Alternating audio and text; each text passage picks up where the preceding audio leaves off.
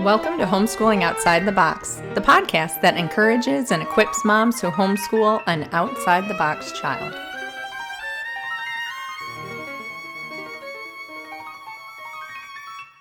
Hey there, I'm Cindy Renna, and today I have the pleasure of speaking with Nathan Clarkson. He is the author of the new book, Good Man.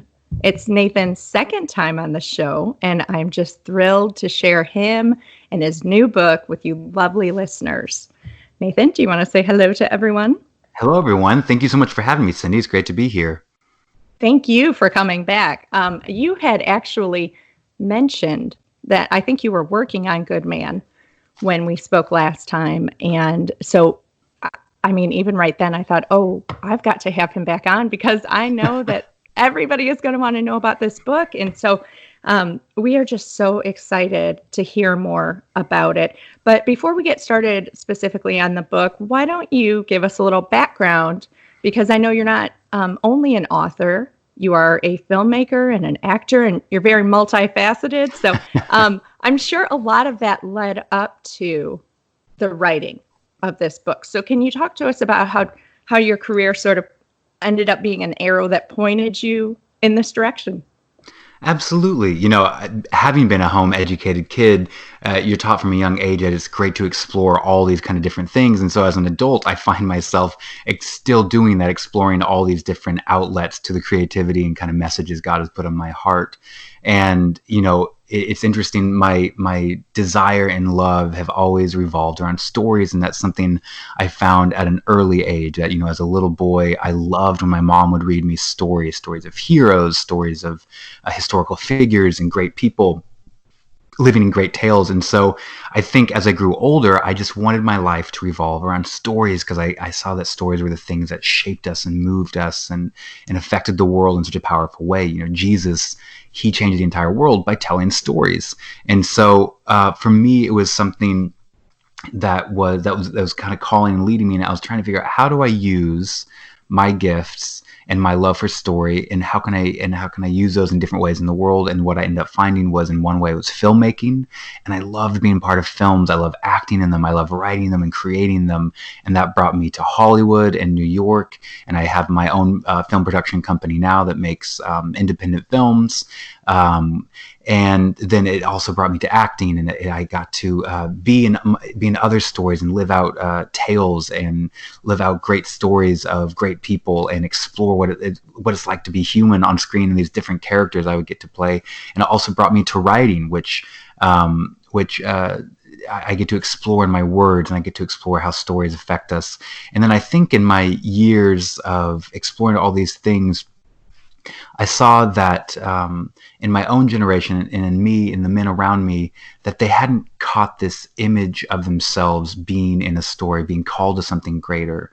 And so I wanted to sit down and write a book, both for myself and for others, that would call men specifically, from boyhood to adulthood, call men back into the story that God has for us to tell, that we are a part of an epic, that we can be a part of something great in the story that God is telling in the world, and that God created us for a purpose. He created us to live in a particular way, that we have intention behind who we were created to be. And I wanted to inspire men to find who that was in their creator and the story that God has for us to tell. And so all those things kind of led up to this book, and me being passionate about helping myself as a man who's still on the journey, and other men find who they were created to be and the story that God has for us to tell.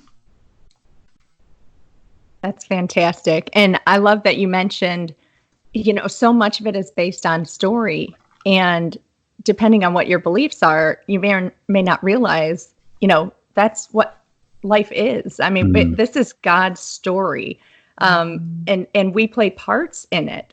And so that is a great honor to see ourselves in sort of roles in the story. But you're right. I do think a lot of people sort of take an onlooker view, you know, and they don't realize necessarily that we have parts to play. Absolutely. And so you mentioned you felt like men in your generation had not caught this vision. And so why do you think now more than ever? Because I agree with you. I think there is definitely something missing. But why do you think it is that we need this book to help us create good men? And what is a good man? What is it that is not happening because more people have not caught this vision? That's a great question. And that question is kind of what led me to write the book. And I think if anyone looks around in the world today, whether across the headlines or on TV, I think, or in the news, we find that men very obviously are an identity crisis. And, whatever it is, men very often are destructive or prideful or angry or abusive or just passive. And I see this so often, both in secular culture and even Christian culture, and whatever culture you might come from. I see that men have lost their sense of who they are and who they're supposed to be. And I think when this happens, you start seeing things that, like we've seen in the news, whether it's shootings or abuse or whatever it might be, or corruption, and you start seeing men lose their way. And when men lose their way, they hurt the world. Like when any of us lose our way, when any of us don't know who we're supposed to be and how we're supposed to be, we're going to hurt the world around us. And so I think we see that happening. I think that happens as a result of both culture and everything around us giving men very mixed messages about who we're supposed to be.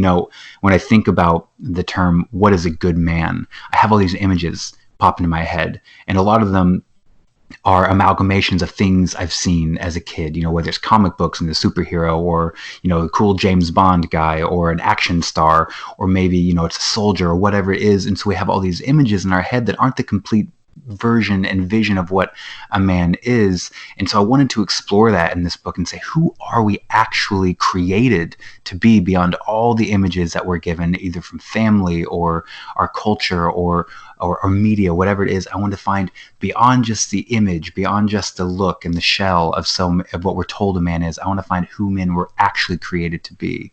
And so, I think it's an important thing today, because I think that right now we see the destruction that happens at the hands of men who don't know who they're meant to be. But I think conversely, if we saw men take hold of this image, take hold of this story, take hold of this identity that gives them value and purpose and direction, that you'd start not only seeing less bad things happen, but you'd start seeing more good things happen. You would start seeing men who stood up for what's right, men who protected instead of prayed, men who decide to make beautiful things in the world instead of just take greedily from it. So I think when we find our identities of who we're made to be, we'll actually start seeing the world become a better place, because that's all part of the identity that God has called us into. And specifically for men, when men find out who they're created to be, we'll start seeing the world around us not only stop having bad things happen, but we'll also see really wonderful and beautiful things happen the more men who can take hold of this vision for who we were created to be. And that's so good. You touched on, society. So this is not something that happens in a vacuum. I mean, so if a man decides, well, I'm just going to do my own thing, I'm going to be my kind of person, I'm not going to care about the way that affects anybody else. I mean, that's impossible. So what kind of man you are is going to affect your family. It's going to affect society, any structured thing you're a part of, your church, your community. It's going to have a ripple effect Absolutely. on all of that. And I love your awareness that you mentioned, who boys are looking to, the James Bond characters, the superheroes, you are being watched, whether you realize it or whether you want to or not. And I remember, and maybe the athlete who said it, it was probably in the 90s or 2000s. They said, I'm not a role model. And I can't remember who it was. I think it was a basketball player, but I remember thinking, you're not allowed to decide that. Yeah. You are a role model. If you are in the public light, you are being watched. And even in our communities and churches and families, I watch the way my boys look at my husband, and I always tease him and I tell him, I said, did you know you were a superhero? Because the way they look at him. So, right. I mean, I think part of being a good man is probably accepting the fact that you owe it to somebody else, not just yourself. and obviously you owe it to God. But just that it's going to affect so many other people, your I think decision. that is a great point, because I think, oftentimes we live in a society that says do what you want, don't think about anybody else, Hmm. kind of live your life how you find your own happiness, do what you want. And I think part of being a good man is realizing exactly what you said. Men are fathers, they are brothers, they are sons, they are coworkers, they are church members. The lives that we lead affect so many people around us, and depending on the choices we make, they can affect the people around us for good or for negative. And it's so great to hear, like your husband, who you call a superhero. Your boys are looking up to him, and they're seeing an image of the men that they want to be, as your husband is following the image that he's trying to be. And so it's a chain effect. The choices that men make will affect, like you said, everyone around them. And that's just human. The choices that we make, regardless, will affect people around us. So it is, I hesitate to use the word responsibility, but it's true. We do have a responsibility to take ownership of our lives and know that our choices and who we become and who we are becoming will matter not just to us, but to many other people. That's a great insight. Yes, absolutely. And okay, so going back to the idea of a good man, because we touched on the soldier and the James Bond and the superhero, all these different, we think little boys, they think men are strong and brave and, these different things, but there are so many characteristics to a good man. You've listed 15 here in your book as your chapter. And I love it because I think we get it confused with personality, Yes. like that men, like, okay, the protector role, that might look like violent or angry or something, but it doesn't Mm, have to. I mean, you can be a protector and be gentle, so absolutely. so talk to us about the 15 ways. What are the because I love it. It's such a whole picture. You can be a man and still be healthy, is one on your list. I mean, that's like an okay thing to do. You don't have to eat giant burgers with sauce slipping out. I mean, like, you can care about what you're putting in your body and still be a man. So talk to Absolutely. us about what characteristics or what traits make up a good man. Yeah, it's so funny because I think we all have this idea, and I've talked to a lot of guys, and I ask what is a real man, the quote unquote real man to you, and they all kind of like, oh, I don't know, one who's really muscular and knows how to woo a woman and wears a leather jacket and Yeah. and can fight and punch. And it's so funny because maybe there are some parts of a man in there, but when I look at the good men in my life, like my brother and I are so very different. I am more talkative and lively and argumentative, and and he is gentle and he is thoughtful and he's introverted, and we are so very different, but we are best of friends. And he is a good man, and I am a good man, and we're totally different. So a good man doesn't look like Right. an exterior thing, like you're talking about. And in the book, I wanted to explore um, what in these chapters, in these different aspects of what makes a good man. Because I wanted to show that a good man probably is outside the bounds of what all of us are comfortable with, perhaps, Hmm. or at least the image in our head. And it is sometimes a hard thing because you're right. A good man is a strong protector, but he's also kind. And a good man is, resolute and can take a lot, but he also has emotions and knows how to healthily work through them and display them in the right places. And so I wanted to find the nuance in what makes up a man and an identity, and kind of get rid of these cultural or even familial implications and pictures of what a quote unquote real man is, Hmm. and find a more truer, more whole image of what that looks like. And like you said, a man can be healthy. And I've seen so many commercials. A real man, they don't eat salads. I'm like, really? Right. That's the definition of what a Right. real man is. That's such a small definition. And I think in fact, I'd say a real man is totally secure in eating a salad because he takes care of his body and he sees that as something worthy to be invested in, and so I think there's all these aspects that sometimes we take for granted that we never really thought about, that a real man does this, a real man doesn't do this. And I wanted to explore in these chapters the kind of the nuances that maybe we forget on either side, that a real man is strong, but he's also tender, and et cetera, et cetera. So it is interesting. It's a hard thing, removing these images and that we've grown up with, or we've seen, of what a quote unquote real man should be, and finding a whole new image of what actually men are called to be. Now, you're saying that you're finding something, which means it already exists. So this is not something you've just made up. And knowing enough about you, I'm sure one of your top references was Jesus. I mean, so these are traits that you're pulling from somewhere else, right?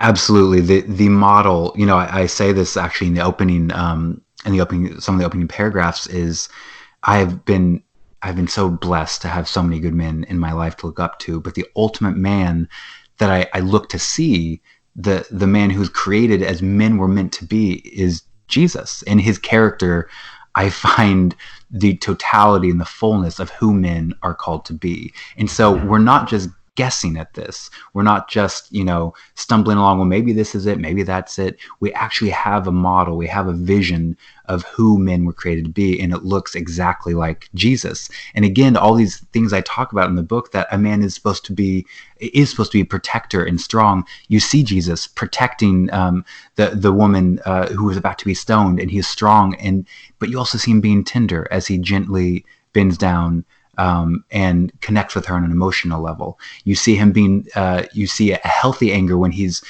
righteously standing up and tossing over the tables in the temple. But then you see him gently making food for his disciples. And so you see this whole picture of a man, where I feel like we're living in an age either we don't have a picture of a man, or there's just so many half pictures. And so I love that we actually do have an image of who men were created to be, and that is a basis for everything in my book. It's all based around moving towards the image of God, of Christ, and who he was, and how can we make ourselves like that, and find ourselves in that, who we were made to be. Yeah. And this is such a great complete list, and it's something that, even as women, we can say, wow, steering our daughters towards this. How do we recognize a good man? So that's my question is, who is this book for? But before you answer, I feel like it's for everyone. I feel like everybody could benefit from it, but I know you did write it with specific age groups or a specific audience in mind. Absolutely. Well, I think whoever reads it is going to connect to it differently depending on who they are and, their own personal perspective. I wrote this essentially to myself. If I was looking for the specific audience, it's to the men who have a desire, who living in the world, who have a desire to be good husbands, good fathers, good sons, men who want to find that identity and are searching and haven't and know that they have failures and they have flaws, but they want to stay on that path and continue on that path and walk that path towards who we created to be. And so this is for men who are struggling to find that in the world today. But also I've had many moms and wives write me and say, this book I read, and it was an eye opener because it gave me a perspective into what men are dealing with today, even though I'm not one, what my husband is dealing with, what my sons are going to deal with. And so this is for any man who's entering the world and trying to, self-actualize, find himself. And as he begins to find his identity, I hope this book can be a help into pushing you towards finding that identity in God and in who men were created to be. Yeah. So in other words, moms, if you're listening, Father's Day has not yet arrived. So if you go ahead and click on the link in the show notes, you'll be able to get it via Amazon by Father's Day. So remember that. But okay, so things like being adventurous, being heroic, being brotherly, emotional, romantic, wise, these are some of the things listed. Servant-hearted. These are wonderful, wonderful characteristics that sometimes are extra challenging for our outside the box kids. I think of some of my sons. Yeah. And I have a mini Nathan. My third son is like, and when he heard I was talking to you today, he was thrilled. I'm supposed to Oh, tell that's you awesome. hello. But he is so, man, I said if I could just plug him in, we could light the whole house. He just Mm, has so much energy. And so that emotional component can be really difficult for him at times, finding a balance. Or I think of my son who's on the spectrum, the autism spectrum, being brotherly comes natural for him to like one other person, and that's his twin, So mm, some of these traits are something they're going to be extra challenging absolutely. for our outside the box kids.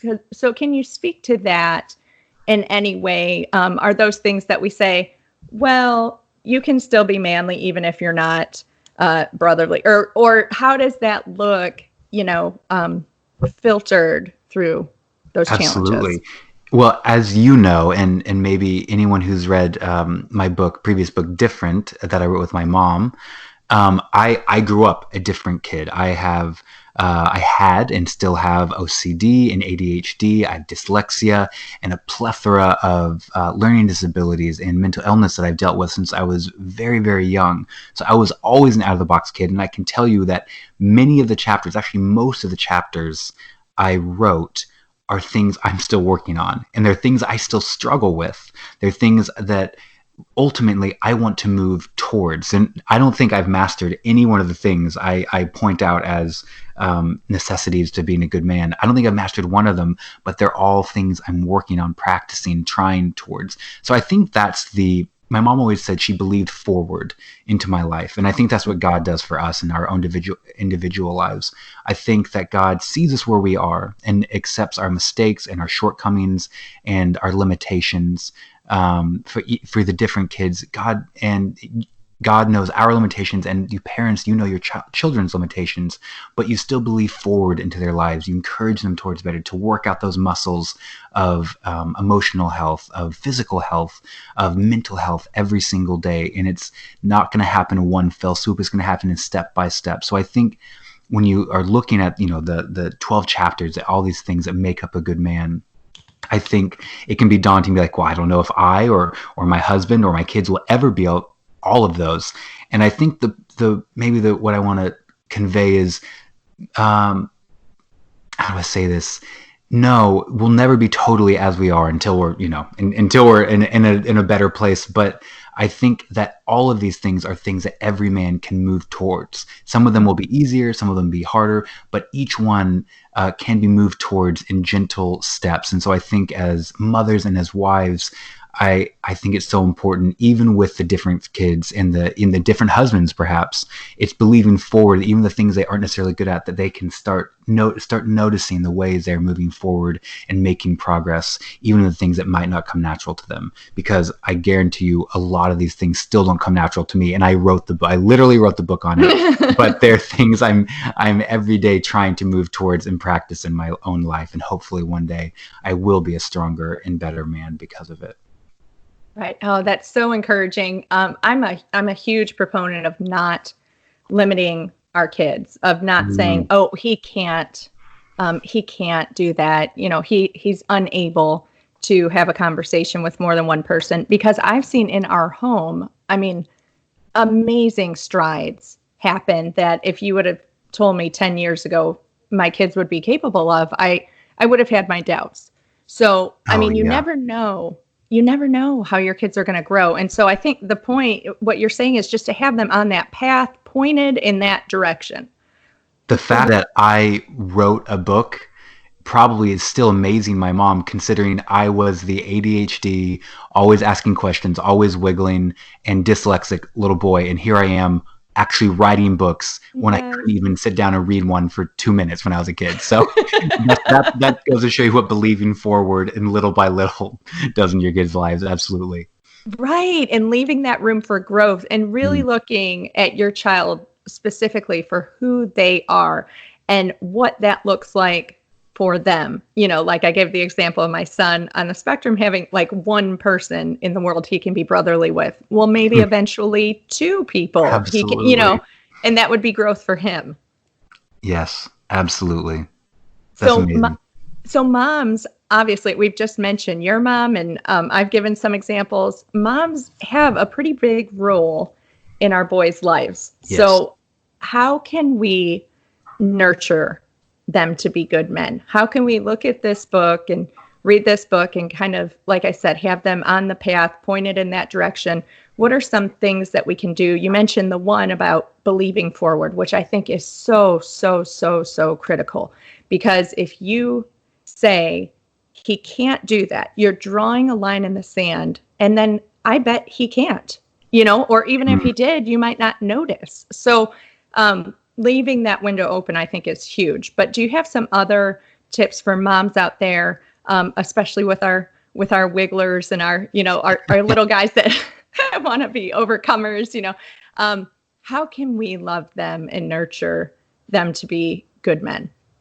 Yeah, I actually just spoke with my mom about this, and we were talking in reference to my book about how important moms are to boys becoming good men. And I think sometimes we forget that. We forget, of course, it's going to go without saying, or maybe it isn't now, but it's going to go without saying that fathers have a huge effect on who their sons become as men. But I don't think moms know that how great a weight and power they have in their sons' lives and who they become. And I'd say some of the most important things as I look back that my mom did for me that helped me become the man I am today, that if I have any goodness to me, that was a huge part of me finding that is one, like I said, believing forward. She believed forward into my life. She saw what I could be.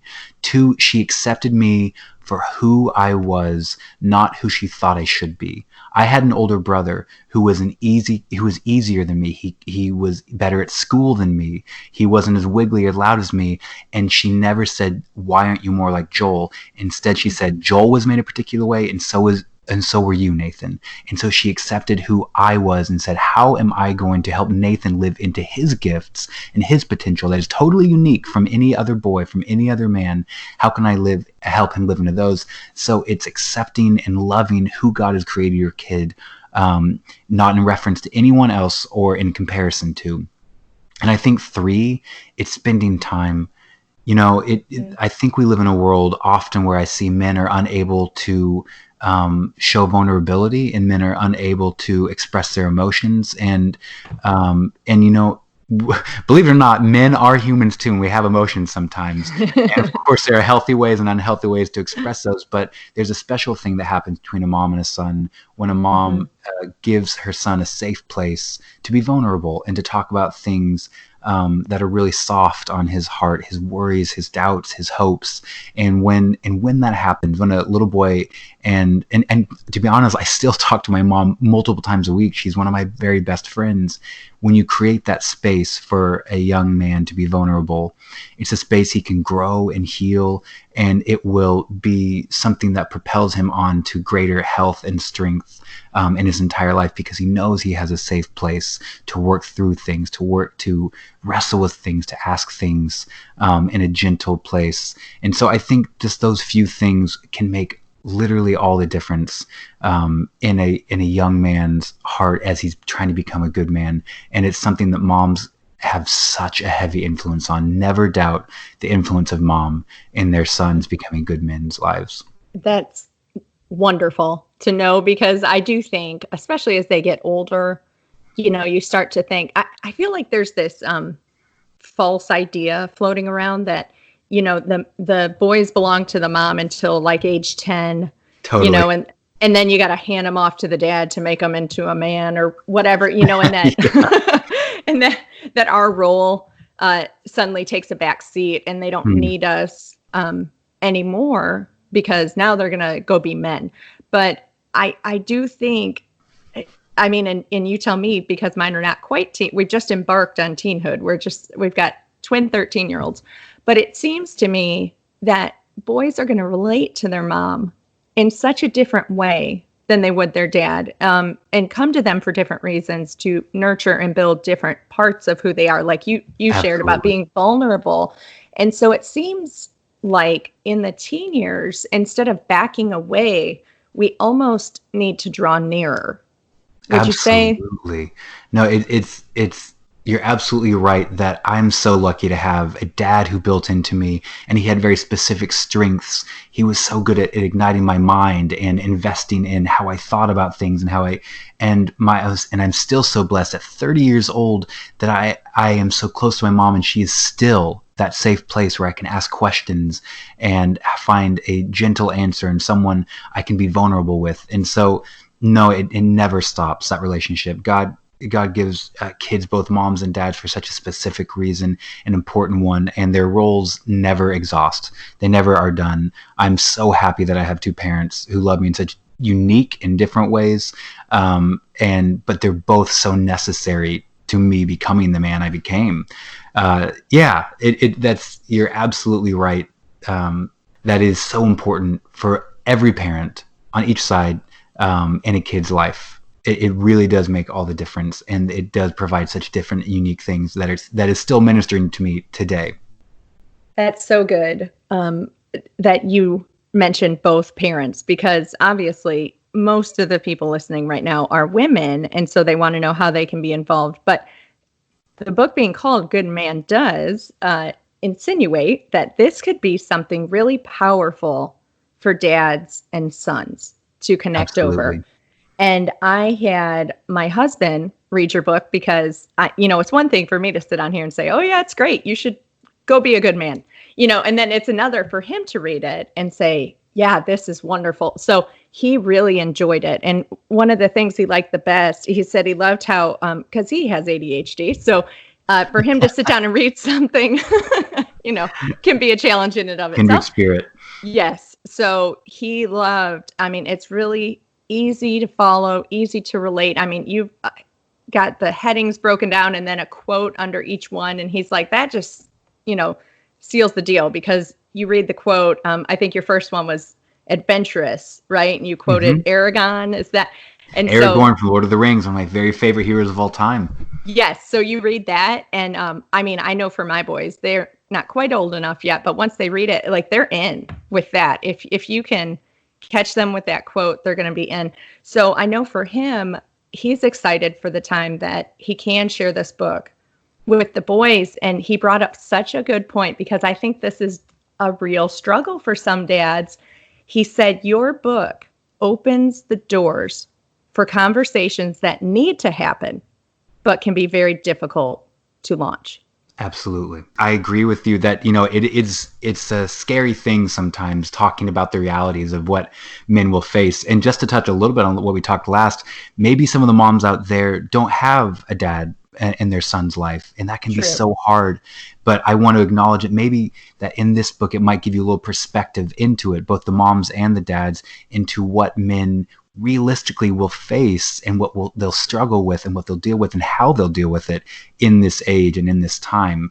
And so I hope this can be something that that may be a way to start looking into and breaching those subjects with young men who are approaching manhood and the world that they will live and the calling that they'll have and the struggles and the realities of life that are out there, and how we can approach those struggles and difficulties and the darkness of the world in a way where God is present and is leading us through those in a healthy, loving, graceful, forgiving, but ultimately triumphant way. Yeah. And I love that you brought that up about single moms, because you're right. That's, I don't want to skip over that or, ignore that that's a reality for a lot of people. And so this could be a wonderful bridge to help in those situations. For the dads, though, how do you see this book being utilized? Maybe in a homeschool situation, or because I don't know, a lot of homeschool dads might not, if they're like my husband, they work a very typical day. They leave, at 6 a.m, get home at 6, 7 at night. Like, they don't see the ins and outs of our homeschool days. So this could be a way to kind of bring them in. But I could see this book being used, as like a book club between the guys and go out and discuss it. But how do you see it being used by the dads? Absolutely. Well, I think any dad of any son who is getting ready to enter that stage of life where he will take on responsibility of making his own choices and becoming the man. I remember when I was kind of on that cusp, when I was, about 17 and I was looking towards my future of leaving the home. I remember my dad started meeting with me weekly, and very, very specifically, obviously we hung out all the time, but very specifically for a time in which we went through a book together, and we would each read a chapter during the week, and then we'd sit down, and we'd talk about what we saw in the chapter, and then he'd ask me a few questions about what I thought about these things and how that might play out in the life I was planning to lead. And so I think it might be a really helpful and a really maybe valuable time that you look back on and love with your son as they are entering manhood, to have a time, it's 12 chapters, maybe 12 weeks long or 12 days long, whatever it looks like for you. But you sit down and you talk about each chapter, because there's questions at the end of each chapter. And I think it'd be so valuable to maybe sit down and talk about each of those questions. And I also see maybe even church groups or book clubs. It'd be so great. I love getting together with my guy friends and talking about real and true things. So if you have some friends, or maybe a few dads and a few sons, will get together and they'll talk about these questions and these aspects and what it might look like in their lives specifically, and go through the questions at the very end and read the verses together, maybe read the prayers and have a prayer time together. But I think there's a lot here that would be really great for dads and men in general, and maybe just a bunch of husbands even. I know men aren't great at getting together, but it's so important that we do, because it really is helpful. But I'm hoping this book can bring men together in some sort of communal way, either be it fathers and sons, or husbands and husbands, or friends, or whatever it is, to really talk about these things that men need to be talking about, and to talk about these things in an open and loving and graceful way, but that will spur us on to our best selves, who God has called us to be. Yes, and I love how you mentioned the intentionality behind it, because I think too, and not to throw dads under the bus, but this might be more, they just kind of want it to happen a little more casually or organically, and not make it a thing, or not be cheesy about it, or whatever. But it's not going to happen. Like, life is busy, family is busy, homeschool is busy. I mean, there will be things that we really need to carve time out for. And I think there are some thoughts out there about, boys just somewhere around 18 become men, like on their own or something. They figure it out. Yeah, they just sort of figure it out. And that's not necessarily the case, so I love that idea of, as your son is, approaching that milestone of sort of launching, the Bible talks about us being, our children being arrows, like being shot out into the world. And so as that bow tightens a little more and you feel like it's almost time to let it go, setting up that time, being intentional about that. I mean, I can just imagine that was obviously a very special memory for you, that your dad did that, and a very powerful part of your launch into the world. Yeah, it is. It was so important to me. And as I look back, it's something that that I see made such a difference. And it didn't take even that much time, but just a small amount of intentional time can make such a difference in a little boy's life. And you remember those times that you focused on these questions you had with someone who cared about who you were becoming, and it guided you as you did grow, having already answered these questions and gone through these things.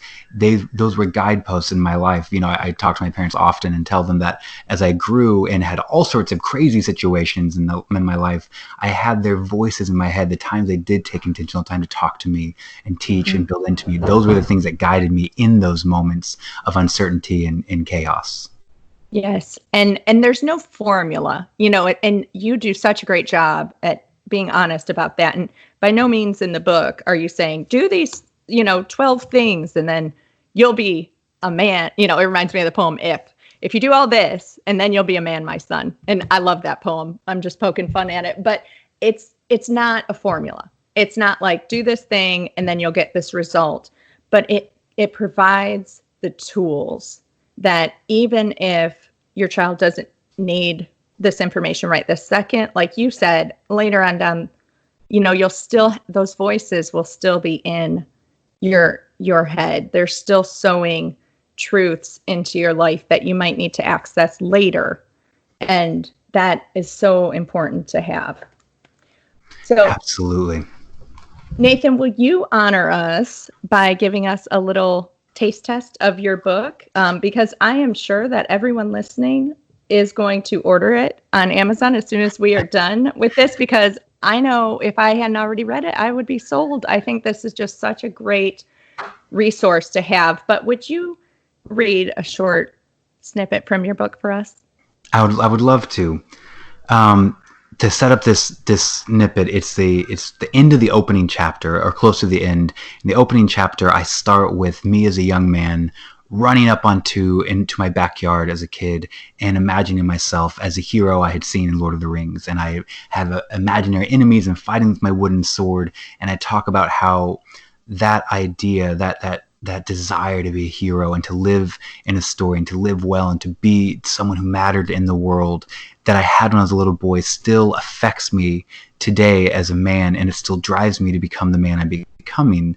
And it's something that I think is in the heart of every single man alive. I think there's a desire to be a hero, desire to matter in the world, to do something that matters. And so this is the ending to that chapter where I try to bring it together, and it says, "The voice that calls to me is the same one that spoke the universe into existence. It's the unchanging, ever-present, and timeless voice of my Creator, calling out to the deepest parts of my being. And while I have wandered, stumbled, and fallen along the way, my Creator's voice still speaks. Even though I'm an imperfect and struggling man, it calls me just as it did when I was a young boy fighting imaginary enemies on the hill, telling me I was created to be a good man, and I can be, should I only listen and obey." Fantastic. That is a wonderful peek at what your whole book is. And so I highly encourage everybody to take a closer look at this.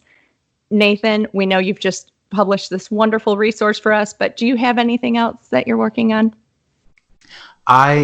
Being a creative and someone who loves stories and being in a quarantine currently and working on about a million things.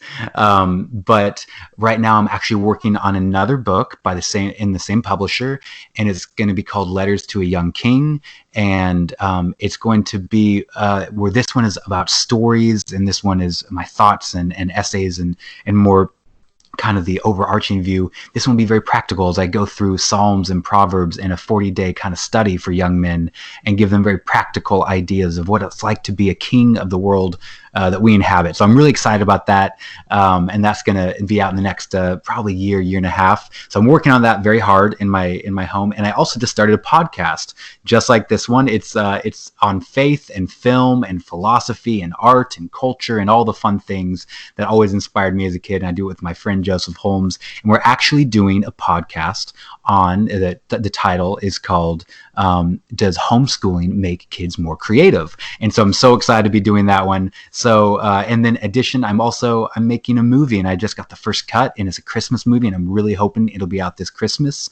It's about a bunch of people who get stuck in a diner on Christmas Eve, and kind of how all their stories interact. And so I just love working on things creatively, and I'm so blessed that I'm allowed to do that. But if you want to know more about what I'm doing and where you can find me, please find me on social media. Just search Nathan Clarkson anywhere, or go to my website at nathanclarkson.me. And the podcast is called The Overthinkers, so check that out too. Oh, I love the name of that. I'm so excited to find out about all of those things, but especially your podcast. I can't wait to listen to that episode. Oh, thanks. So we'll definitely put all the links in. There'll be lots to search, and everything you've been putting out is just wonderful. So we cannot wait to see the rest of it. So thank you so much for talking today, Nathan. It was just a pleasure. Absolutely. Thank you so much for having me. Thanks so much for listening to Homeschooling Outside the Box. If you are loving the show, please head over to iTunes and leave a review.